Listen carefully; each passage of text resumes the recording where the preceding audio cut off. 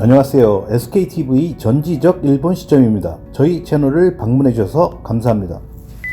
일본의 한국 문화 발화기의 끝은 어디까지일까요? 한일 관계가 역대 최악인 것으로 보이는 요즘 일본 아베 정권과 보조를 맞추며 혐한이나 한국 때리기에 열중해왔던 일본 미디어들이 일본 국민들의 정서에 보조를 맞추어 한국 드라마에 대한 기사를 늘리고 있습니다. 뿐만 아니라 한국 드라마 이외의 다른 한국 문화 소개에 대해서도 관심을 보이고 있습니다. 일본에서 한류의 재유행은 아이러니하게도 일본의 아베 정권의 지지도가 떨어지는 것과 반비례하여 점점 더 강화되는 느낌입니다. 올해 초 한류 영화 기생충으로 워밍업을 한 이후 코로나 확대 영향 속에서 최근 한류 드라마 사랑의 불시착이 넷플릭스 서비스를 통하여 대박을 터뜨리고 이어서 이태원 클라스, 사이코지만 괜찮아까지 엄청난 인기를 끌자 일본의 유선방송국에서도 경쟁적으로 한국 드라마 방영을 늘리면서 일본 안방을 점령해 가고 있습니다.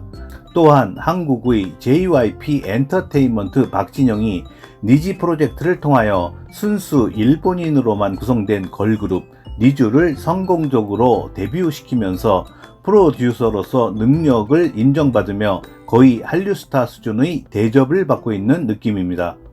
그런데 이번에는 일본의 데일리 신초라는 주간지에서 한국의 기상캐스터 톱5를 소개하는 기사를 보도하였는데요. 관련 기사를 소개해 드리도록 하겠습니다. 한국의 기상캐스터 톱5 아이돌 뺨치고 모델들은 침묵. 정보 프로그램이나 보도 프로그램에 있어서 태풍이나 재해 정보는 돈줄이다. 방송국의 독자적인 수단이 없어도 상당한 숫자가 전망되기 때문에 방송국의 책임자는 은혜의 비를 기대하게 된다. 물론 보통의 기상예보에도 그렇다고 할 수 있으며 그러니까 기상캐스터가 여러가지 다양한 프로그램에서 활약할 수 있는 이유이다. 그것은 이웃나라 한국에서도 비슷하거나 그 이상으로 시청률을 상당히 의식한 인선이 이루어지고 있다. 그 실태를 보도한다. 한국의 기상캐스터도 일본과 같이 군웅할거의 상황으로 아침 저녁의 뉴스에서는 특히 시청자를 의식한 출연이 이루어진다. 스타일이나 용모가 주목받으며 동시에 젊은 여성이 주류를 형성한다. 1990년대 말까지는 중년 남성이 기상캐스터를 담당하는 경우가 많았다. 기상 관련 예보 자료를 수집하여 대본을 작성하고 배경 CG 등을 구성하는 등 기상 전문가가 되지 않으면 안 되었으며 그것을 위해서는 기상 분야의 덕후가 요구되었기 때문에 할 만한 여성이 없었다. 2000년대 들어서자 기상캐스터가 날씨를 전해주는 시간이 15분 전후에서 불과 1분 전후로 줄어들었다. 그날의 날씨에 관해서는 프로그램 방송 중 화면 옆에 계속해서 표시해두면 되었다. 거꾸로 1분 정도밖에 등장 시간이 없기 때문에 무엇을 전할까 보다도 누가 전해주는가 하는 것이 중요하게 되었다. 기상캐스터의 용모나 스타일에 주목하는 것은 자연스러운 결과로 정규직의 기상 전문 기자는 밀려나고 대신에 비정규 계약직의 기상캐스터가 대세를 점하게 되었다. 전문적인 아나운서가 아니더라도 어엿한 기상 예보를 담당하는 전문 방송인이다. 당연히 아나운서에 준하는 발음, 발성과 배경 지식을 가지고 있지 않으면 안 된다. 그러한 것도 있어서 경쟁률이 높은 방송국의 아나운서에 채용되지 못한 아나운서 지망생이 기상캐스터가 되는 경우도 적지 않다. 아나운서 지망생의 사이에서는 농담으로 시험에 붙으면 아나운서, 불합격하면 기상캐스터라고 하는 농담이 난무할 정도이다. 미인 콘테스트, 결혼하고 싶은 여성, 영화 프로그램의 MC도 실제 기상캐스터는 딱딱한 어조로 쓰여진 기상예보의 대본을 받자마자 부드러운 구어체로 바꾼다.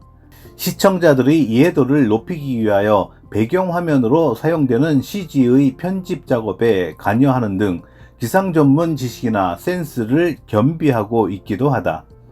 기상캐스터 중에서는 예쁜 용모와 화술을 살려서 예능 프로그램으로 진출하는 사람도 있다.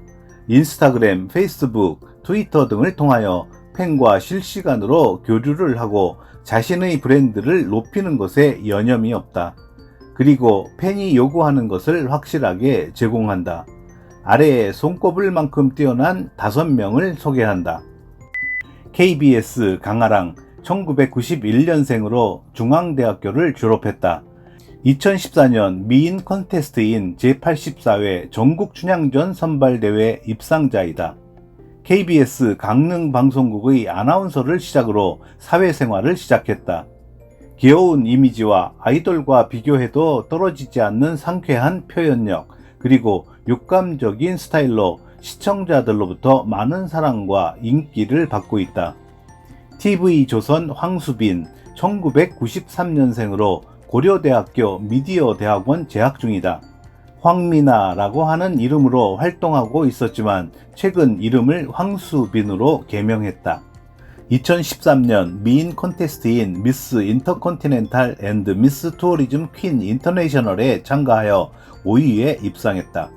친절한 성격, 발군의 스타일, 뚜렷한 이목구비와 애교 넘치는 목소리로 많은 한국 남성이 결혼하고 싶은 여성으로서 이름을 날린 미인 기상캐스터의 한 사람이다.